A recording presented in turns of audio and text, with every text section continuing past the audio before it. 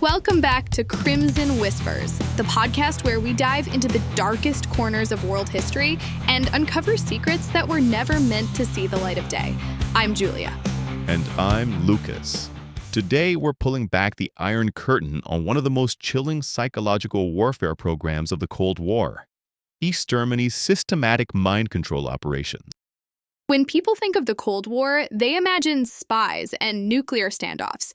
But what happened behind the Berlin Wall was something far more insidious: the deliberate destruction of human psychology on an industrial scale. Right, and this wasn't just surveillance. The Stasi, East Germany's secret police, developed something called Zersetzung, literally meaning decomposition. That word alone gives me chills. So, Lucas, for listeners who haven't heard of this before, what exactly was Zersetzung designed to do? Think of it as psychological warfare perfected.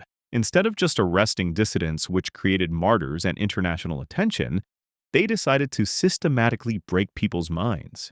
The goal was to make targets doubt their own sanity, destroy their relationships, and isolate them completely.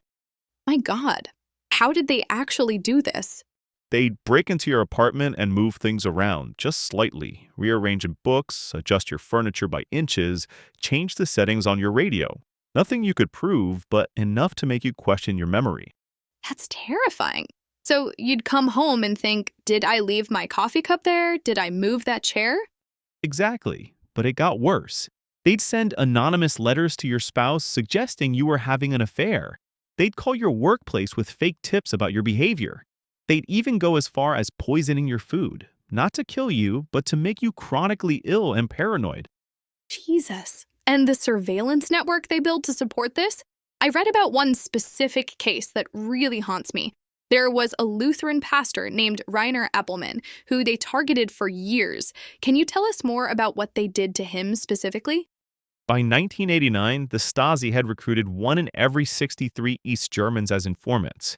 Think about that. In a room of 63 people, one was reporting back to the secret police. Your neighbor, your coworker, maybe even your spouse or child. Eppelman's case is absolutely chilling. They started by infiltrating his church congregation with informants. Then they began what they called soft destruction. They'd break into his home and steal personal items, but only things that had sentimental value. His grandmother's ring, childhood photos, letters from friends. Nothing valuable enough to report to police, but devastating to lose personally. 1 in 63? That's a level of social control that's hard to imagine. How could people live like that? That's psychological terrorism. They knew exactly how to hurt someone without leaving physical evidence. What else did they do to him? They couldn't, really. That was the point. The Stasi kept files for 6 million people, more than a third of the entire population.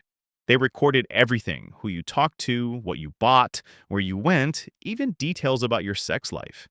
They escalated systematically. They started spreading rumors that he was collaborating with the Stasi, which was devastating in his community.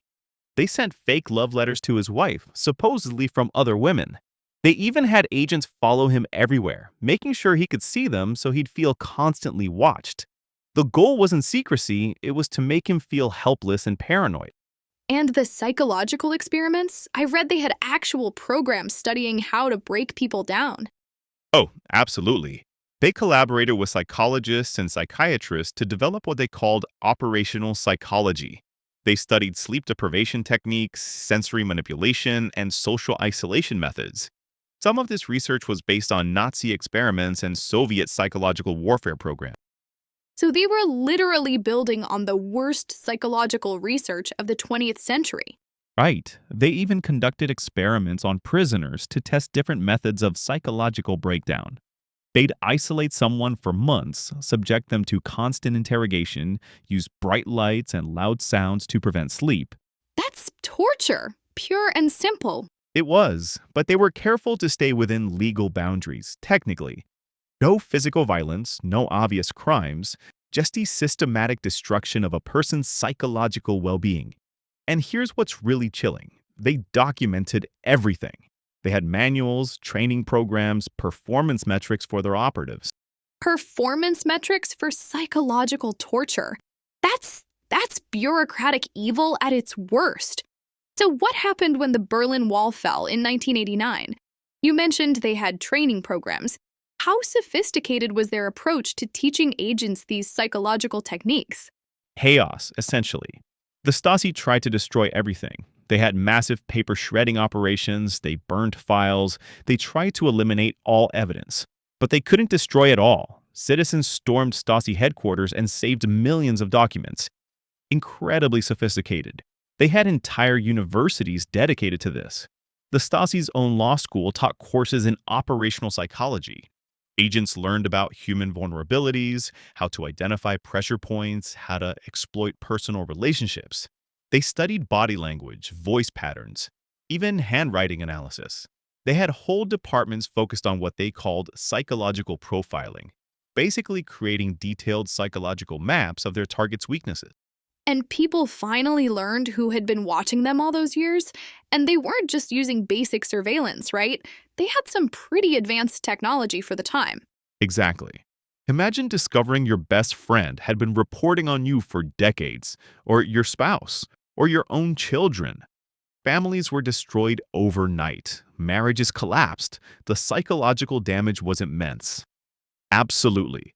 They developed miniature cameras that could fit inside coat buttons, listening devices smaller than matchboxes, and even chemical compounds that would reveal if someone had opened an envelope or handled a document. They had entire laboratories working on what we'd now call spy tech. They could steam open letters, photograph them, and reseal them perfectly, you'd never know. They even developed special inks that would appear and disappear on command. The impact on children must have been particularly devastating. How young were they willing to recruit informants?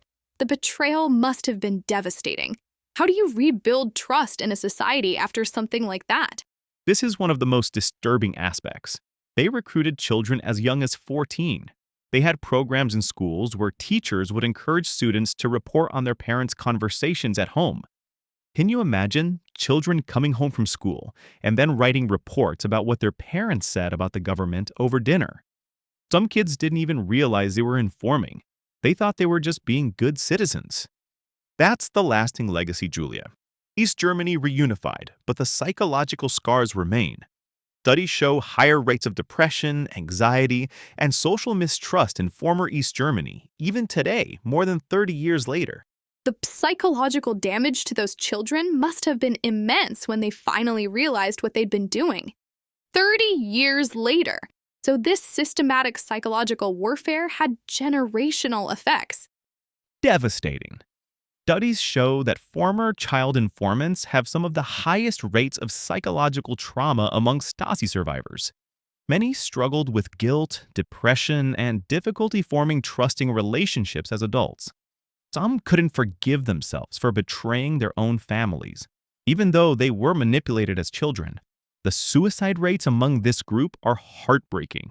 Absolutely. And here's what keeps me up at night. The techniques they perfected didn't just disappear. We know other intelligence agencies studied the Stasi methods. Some of these psychological warfare techniques have been adapted for modern digital surveillance and social media manipulation. So in some ways, Zersetzung never really ended, it just evolved. You mentioned earlier that these techniques didn't disappear. Can you be more specific about how we see Zersetzung tactics in the digital age? That's the terrifying truth. The East German mind control program showed how effectively you can control the population without traditional force, just systematic psychological manipulation and mass surveillance. Think about social media manipulation, creating fake accounts to spread rumors about someone, coordinated harassment campaigns, or using algorithm manipulation to isolate people from supportive communities. We see governments and bad actors using digital tools to achieve what the Stasi did manually. They can now track your location, monitor your communications, analyze your behavior patterns, and even predict your psychological vulnerabilities, all through your phone and internet activity. It's a dark reminder that some of history's worst crimes happen not through violence, but through the calculated destruction of human psychology and social bonds. And the scale is so much larger now. The Stasi needed armies of human agents, but now a few programmers can potentially monitor millions of people simultaneously. Exactly. And that's why we tell these stories on Crimson Whispers, because understanding how these systems work is the first step in recognizing them. Exactly. And the psychological manipulation techniques have been refined too. We see micro-targeted disinformation, echo chambers designed to radicalize people, and behavioral nudging that can influence everything from voting patterns to consumer choices. The Stasi would be amazed at what's possible now with data analytics and artificial intelligence. So, given that these techniques are still evolving and being used, what practical advice would you give our listeners for protecting themselves and their communities? So, what do you think, listeners? How do we guard against this kind of systematic psychological manipulation in our own time? We'd love to hear your thoughts. You can reach us through our website or social media. First, digital hygiene is crucial. Use encrypted messaging apps, be mindful of what you share online, and regularly review your privacy settings. But more importantly, maintain strong real-world relationships. The Stasi's greatest weapon was isolation. They broke down communities and turned people against each other. The best defense is having trusted friends and family who know you well enough to recognize when you're being manipulated or targeted. Thanks for listening to another episode of Crimson Whispers. I'm Lucas. And I'm Julia. Keep questioning, keep digging into the dark corners of history, and we'll see you next time when we uncover more secrets that shaped our world. Absolutely. And we need to remember that the East German experiment wasn't an anomaly. It was a preview. Every authoritarian regime since then has studied what the Stasi accomplished. They proved that you don't need gulags or mass executions to control a population. You just need enough surveillance, enough psychological pressure, and enough social division. That's why stories like this matter. They're not just history. They're warnings about what's possible when we stop paying attention to how power can be abused.